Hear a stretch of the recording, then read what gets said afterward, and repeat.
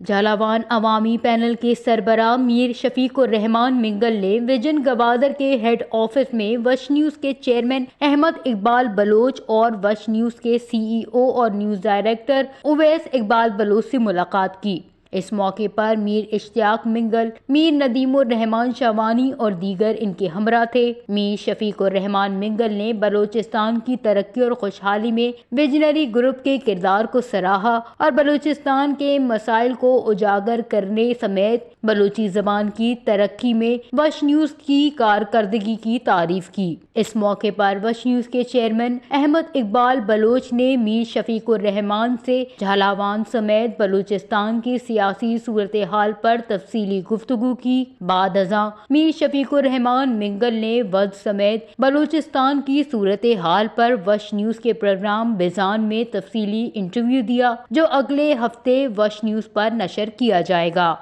वश न्यूज, कराची।